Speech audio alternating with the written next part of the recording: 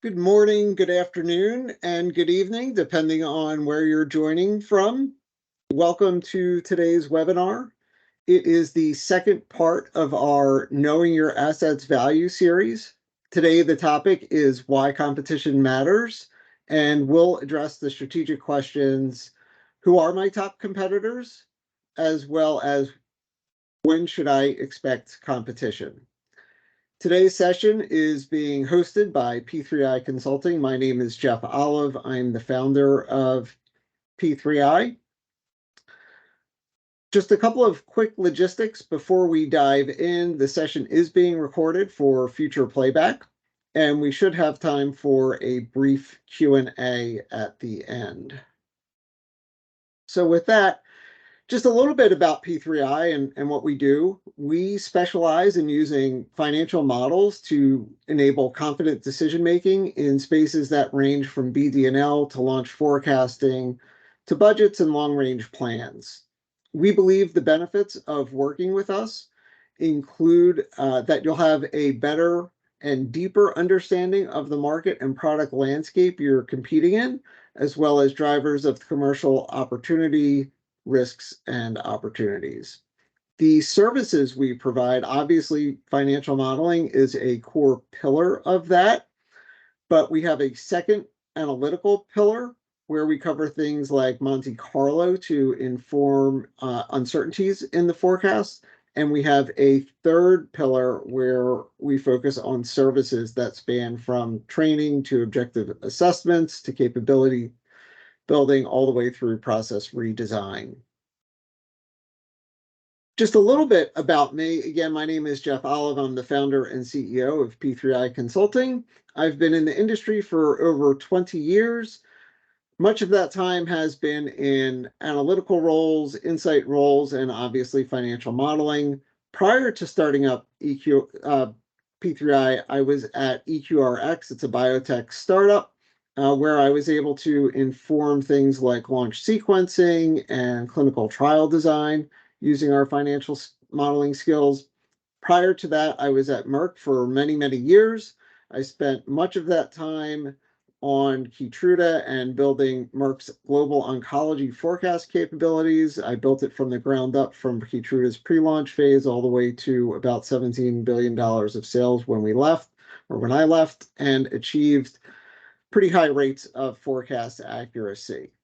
So that said, today's topic again focuses on competition and why it's important to building a robust assessment of the commercial opportunity. So who better to talk about competitive intelligence and insights than an expert in CI? So for that, we're going to bring on Dr. Mridul Das.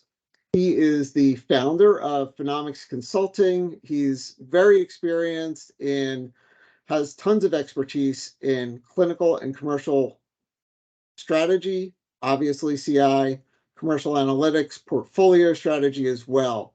He has rich industry experience from firms like Deloitte, Global Data, WNS, and Smart Analyst, and believes the benefits of working with his firm are that they simplify complex data into actionable insights and understandable narratives for well-informed decision-making.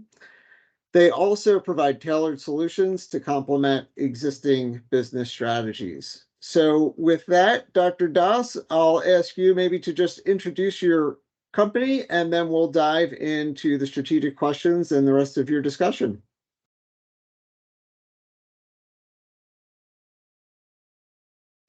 Thanks, Zev, for the warm introduction and the opportunity to speak in this webinar. Good morning and good afternoon, everyone, based on your location. As Jeff has already provided some background on me, I would like to briefly introduce Phenomics Consulting to all of you. Phenomics is an boutique consulting firm based out in India with a footprint in US, Europe, and APAC region. We specialize in offering strategic guidance to biopharma clients in key areas such as competitive intelligence, business development and licensing, portfolio strategy, commercial assessment, etc. As we all are aware that competitor analysis is a cornerstone of successful business strategy and plays a significant role in brand forecasting. So today we are going to discuss the importance of competitor analysis and its impact on brand forecasting. So let's delve into the strategic question. So Zaf, if you can move to the slide 8. Great. So today's strategic questions, we are going to discuss, as Jeff mentioned, who are my top competitors and why, and when should I be prepared for the competition? So over the next 20-25 minutes, we will delve into these matters to explore the key themes here. The importance of competitor analysis, understanding your market position relative to your competitors, strategies to leverage competitor insights for business growth. Let's start here, begin. So why competition matters? The effects of competition differs across various sectors. In the context of pharmaceutical industry, the primary areas impacted, includes drives the innovation. So competition compels companies to strive for breakthroughs rather than setting up an incremental improvements. This drive leads to the development of more effective, safer, and sometimes cost-effective therapeutic solutions. Let's take an example of oncology. So in terms of oncology, treatment approaches have evolved from chemotherapy and radiotherapy. And now we are in an era of immunotherapy.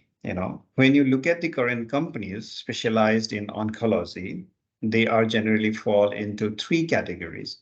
Those who are focusing on targeted therapies, some of the companies are focusing on immunotherapy, and some have both the portfolios, immunotherapy plus targeted therapies. This is how it leads to the differentiated products and segmented market. This is what Jeff had discussed in his previous webinar on patient funnel, discussed about market segmentation and how differentiated products drive the market share assumption, and that will be covered in next 3 webinars, upcoming webinars.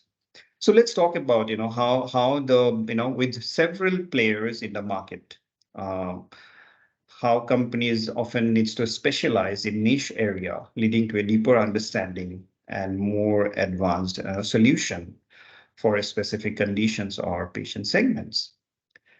The presence of multiple drugs for the same condition allows for comparison. That's where you need to have the benchmarking to enhance the quality and safety of a drug. That will give you a comparative analysis, and that not only pushes the companies to enhance the efficacy, but that also ensures that you need to reduce the adverse effects or minimized.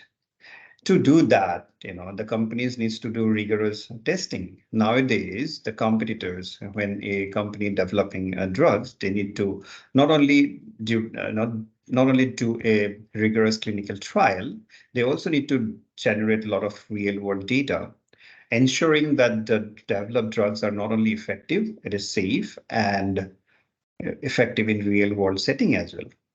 So how it is going to impact in the cost?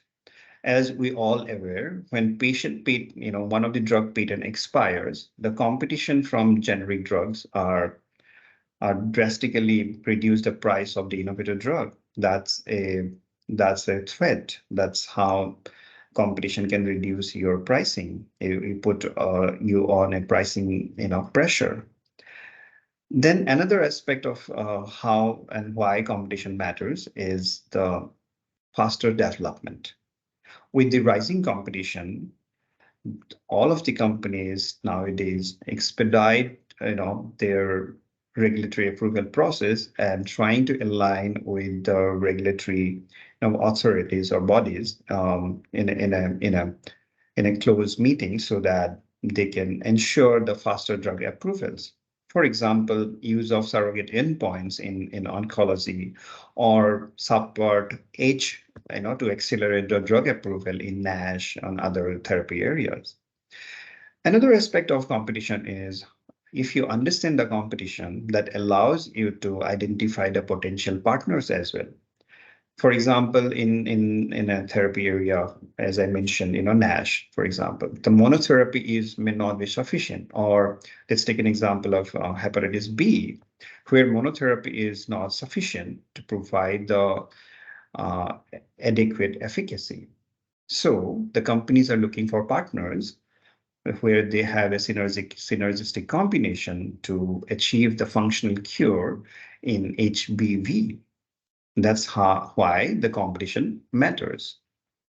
Let's move to the next slide, where we talk about when should one be prepared for the competition.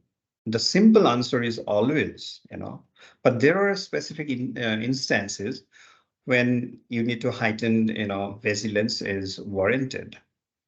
One is when your patent is near expiry.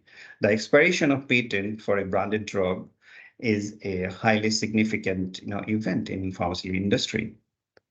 It will not only opens the door for generic versions and typically much cheaper than the branded version, and also putting taking away your customer base or patient share. So another thing is when there is a clinical trial stages or regulatory approval of a competitor is approaching, that when a competitor's asset receive an approval or they have completed their late stage clinical trial, or there is a technological advancement. For example, in a market or in an indication where targeted therapies are in development or currently the SOC, there if a gene therapy enters into the market, that is a disruption that not only take away your share, it can change the market dynamics. So these are the certain instances where you really need to be vigilant about your competition and you need to be prepared.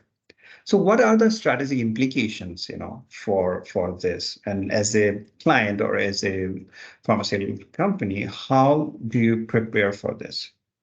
So for example, in terms of patent expiry, knowing the timeline of patent expiration, the pharmaceutical company should develop a comprehensive strategy years in advance to mitigate the impact.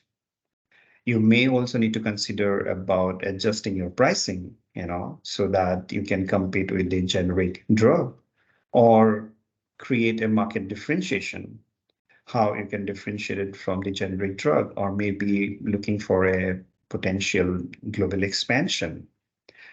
So in terms of the regulatory, approvals of competitors, you may need to think about, one company should consider about competition potential, or maybe resource allocation should be expedited to expedite their R&D development, so that you can create a differentiating factor with the novel drugs, or accelerate the timelines. So these are some of the implications one can take care when there is a patent expiry or any competitor approval happened. So this is a time you really need to think about. But then, as I mentioned earlier, there is not a specific time. You have to prepare always about your competition. So let's delve into more about who are my competitors and why we think that these are the competitors. So the pharmaceutical industry is replete with numerous players, all vying for a significant share of the market. Therefore, identifying your top competitors is very essential for several reasons. One is about research and development progress, to understand about market share, what is competition in your market share, how to mitigate the risk, that means risk management, and again, strategic alliances. This will help you not only identify the competition, also offset their strategies. So understanding what competitors are developing in their pipeline can offer you key strategic insights, which can guide you in your own research direction. Also closely monitoring the development phase, efficacy and safety of the competitor drugs One can decide whether to focus on unique drug candidates or refine, existing drugs. Let's take an example here. Suppose company A is working on a drug for Alzheimer's disease, and they find out that competitor B is also working on a similar drug that is further along in clinical trials and showing promising results with better efficacy and safety. What company A do? Company A might decide that it's best to shift focus to another neurological condition if they are not able to compete effectively, where there is not intense, competition. So that is one way to think about it. Let's talk about, if you are not able to keep an eye on competitors or market movements, could lead to a gradual erosion of market share as other players may introduce better products, more efficient services, or compelling pricing models. Therefore, constant vigilance is a key to adapt, evolve, and succeed in such a competitive marketplace, right? Another aspect we mentioned about risk management, right? So anticipating competitors' moves is like a game of chess, right? Where stakes are very high and timelines are long.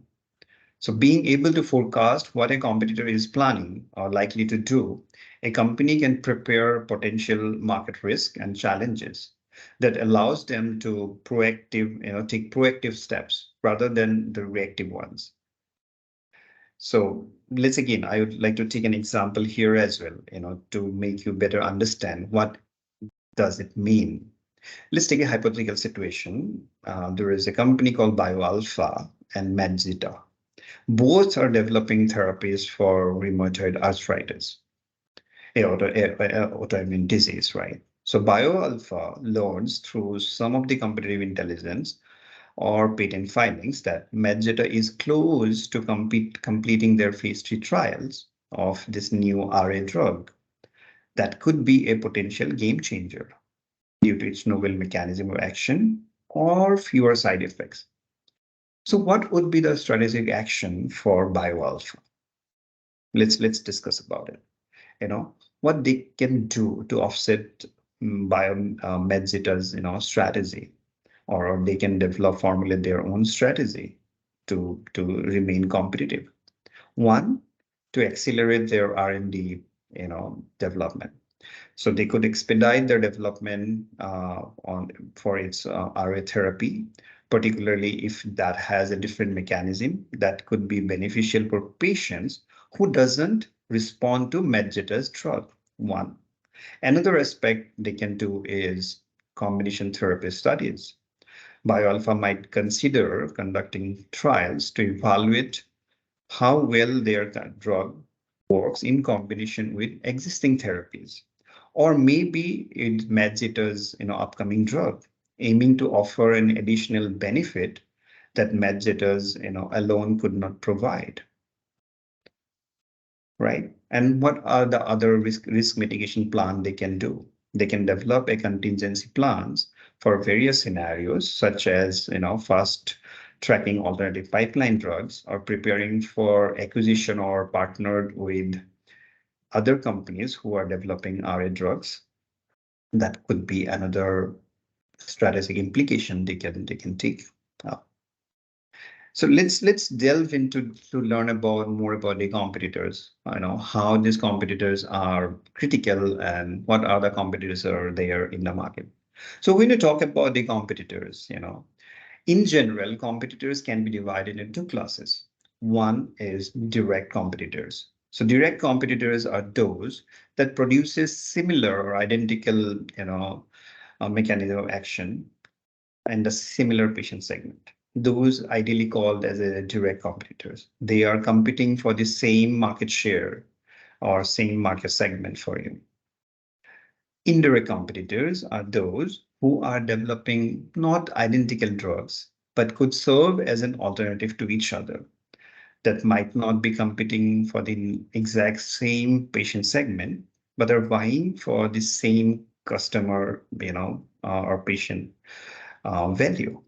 For example, a pharmaceutical company producing gene therapy, let's say retinal diseases, right, would be an indirect competition for the target therapies.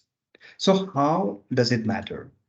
So when we talk about the competition, as I mentioned, that there is a two classes, but then it is very important or critical to identify the potential threats.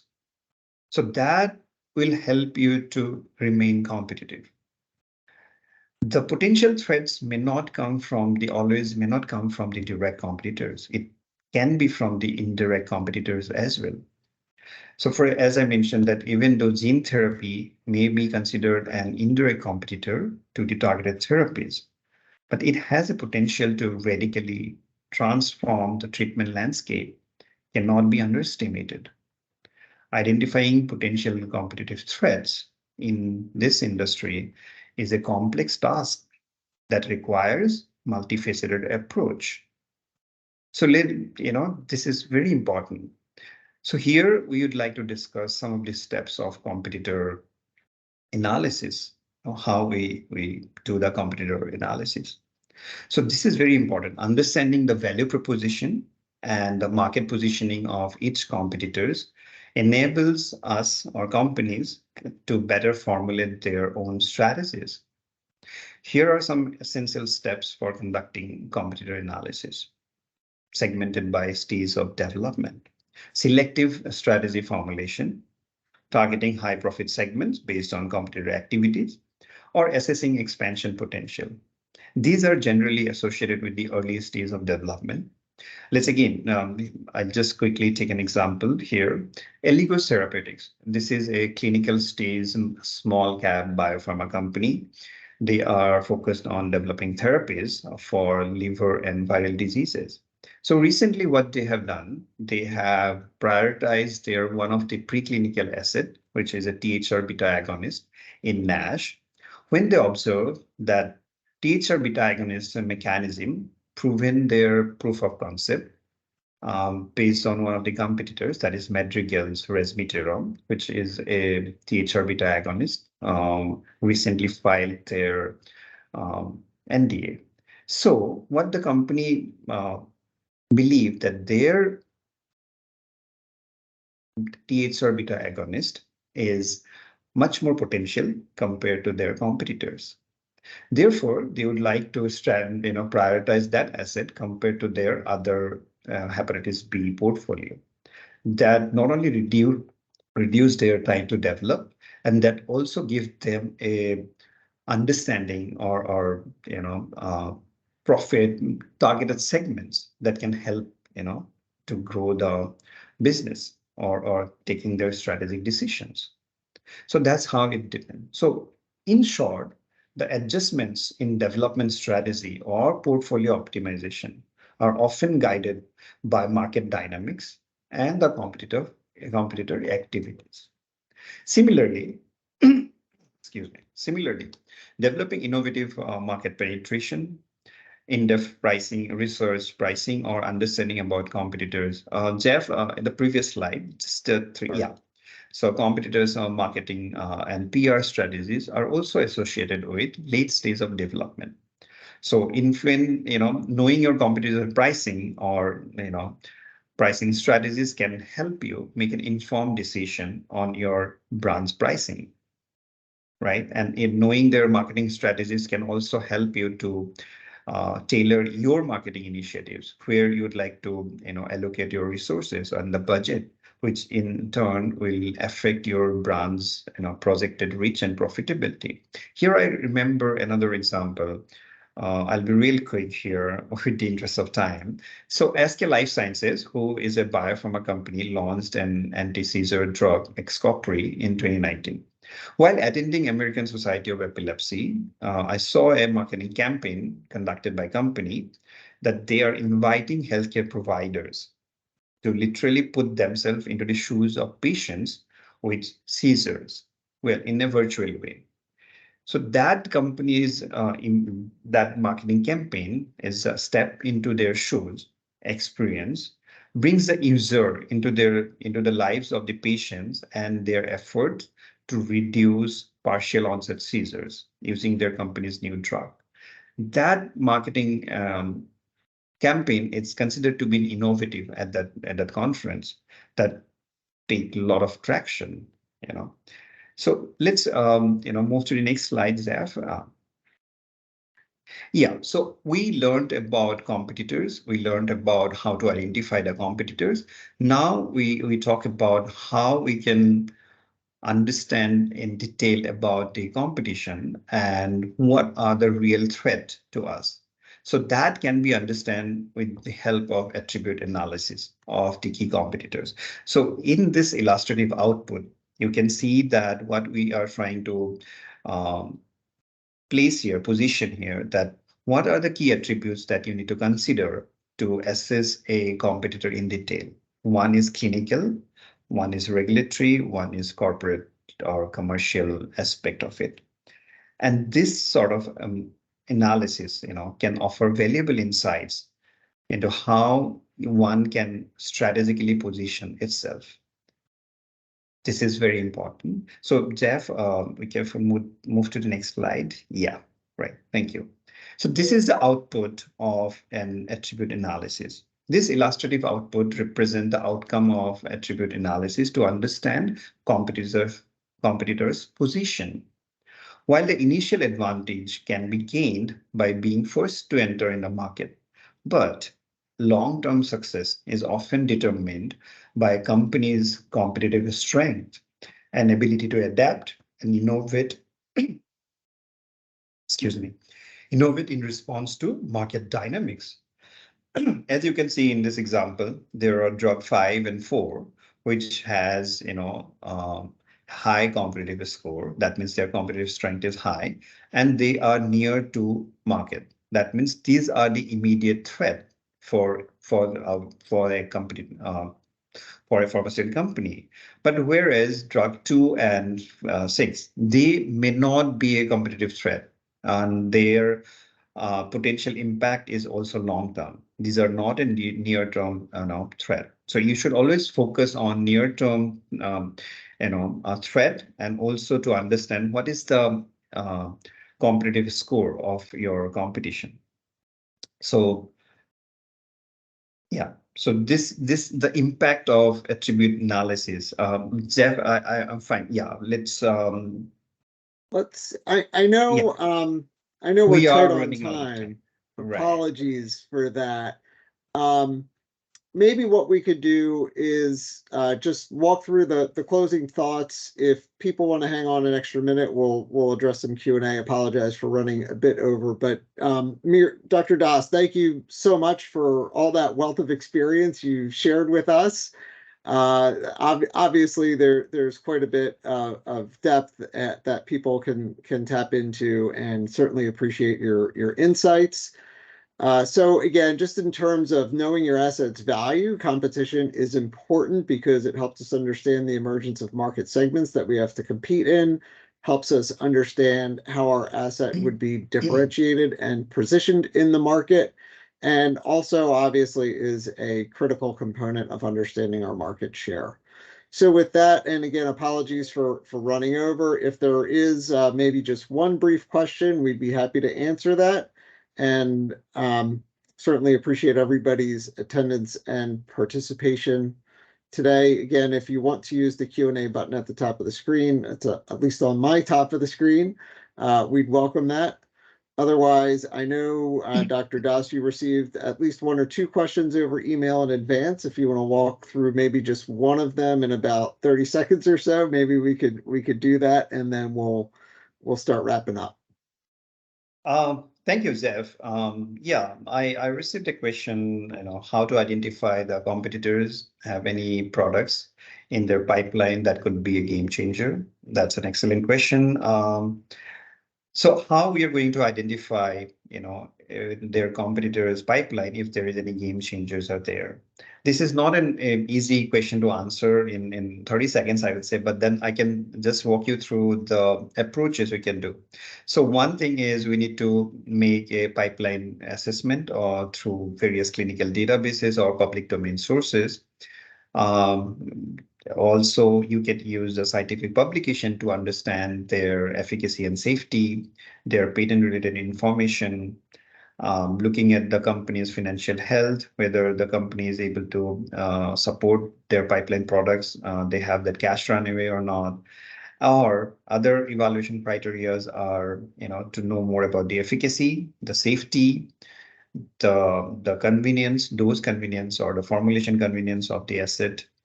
These are the certain parameters that will help you to identify whether that competitor's product is a game changer compared to your product or not. That's a short answer, Zeph.